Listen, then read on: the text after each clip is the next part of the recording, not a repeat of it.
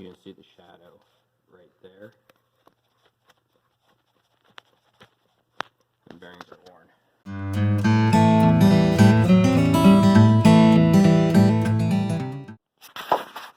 Alright, it's been a little while since I've been in here to show you what we're doing on our Discbine. Project got ahead of the video. So we've got the whole cutter bar out because we've gone through and drained the oil out of each individual cutter bar module gearbox. Once we've got the drive hubs here back on, we've inspected and put new oil in because they're good to go. Ready to go back up. There's 5 that need new gearboxes, so we've got the whole cutter head down. Cutter head's held in by these 2 pins, or by 2 pins, and that bar, they got grease zerks in them, and nut and a bolt. Let me sit back in here.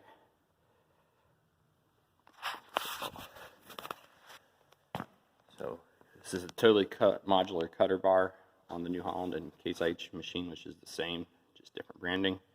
You got individual modules and spacers and tie bolts that hold everything together. So then they all turn by a drive shaft. Those are getting changed out because they got excessive in play. Bearings are getting worn. Somehow water got in here. I'm a little puzzled on that one. And then here we got 2 that are already down, getting worked on. So this is a drive one. It had a rocket wrapped around the tower when we was mowing. And it's got a chipped tooth, actually a couple chipped teeth. But then these gearboxes have that spacer between them. And inside that is this drive shaft that makes them both turn at the same time. That runs the length of the whole cutter bar. There's a whole drive shaft like that between them all. And these little gears shafts just slip in, and because they're between the spacer to the next one, just hold everything together. Checking the drive lines, and as you can see, they have excessive wearing in both ends. The gear, the gearbox, and on the splines of the shaft. Almost like I think it's the bird and it's gonna fly. Maybe it's a boat and it's rowing its oars. Running there just like that, and one drives the next. So these are the shells that sit on top. We'll make more picture video when we get to putting it back together. Then your power comes down through this 540 spline drive line to turn the cutter head from this drive shaft here and that drive shaft over there, which are coming from this gearbox and these belts going to a shaft that goes down and a gearbox over there, and your power comes through your drive line from your tractor. It's just a straight doubled gear or double bearing drive line. On this side, because we're running the rolls, our power actually goes into a gearbox, then comes out of the gearbox to go down to run the rolls.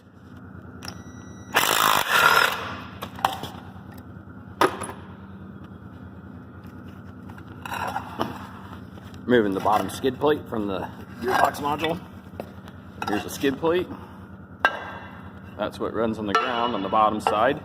Protects the gearbox from wear. Here we got a couple we've already taken off and cleaned up.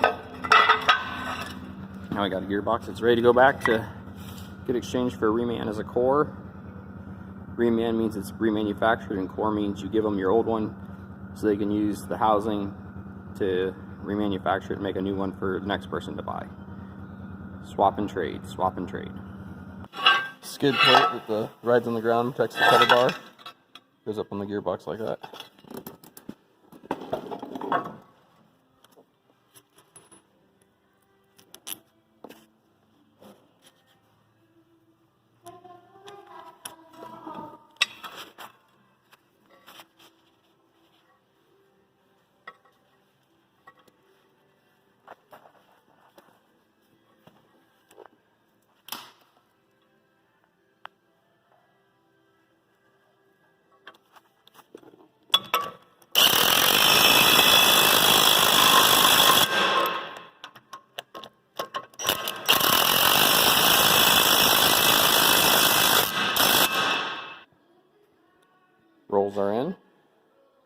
Need to set the gap at the end so they don't wear into anything.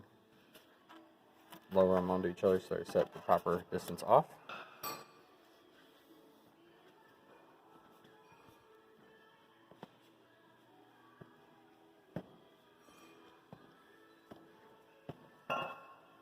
Cutter bars reassembled.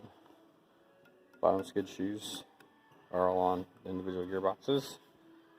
Now I gotta put the stone guards on the front. Those down there have. Protects the front side. Here we go.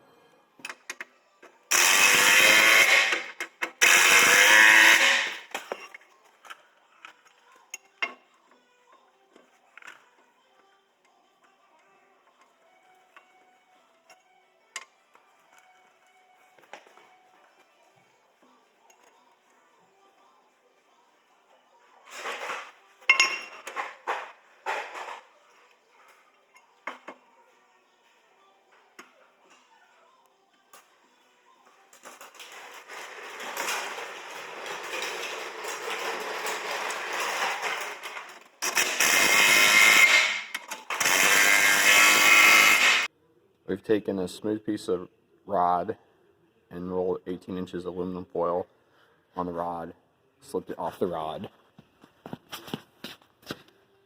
have it headed into the rolls. We're going to run it through like a stem would go through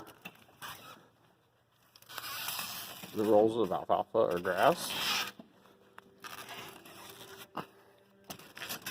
And we're going to measure them to check our roll clearances after they come out crimped like a crop would come out.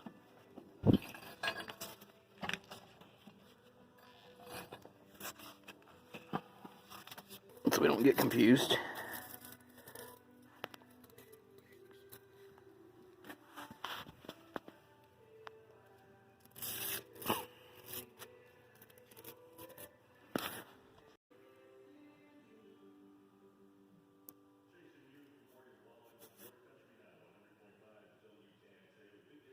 We're a solid 16th on the right, left one.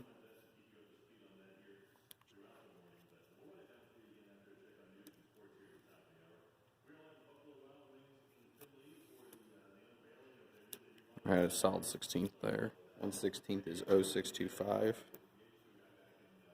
we got a feeler gauge here with 0.32 and 0.30. Stick them in there and just kind of see what they feel like. Okay. Another thing when we set these rolls in here was we want to make sure that our lugs were locking. So that your distance between this one and this one here are about the same when it's in the drive. So they don't smash each other. And you set that with these bolts. The slotted hole to get the timing how you want it. So I think we got this machine about ready to go. Get a tractor on it and see what rumbles.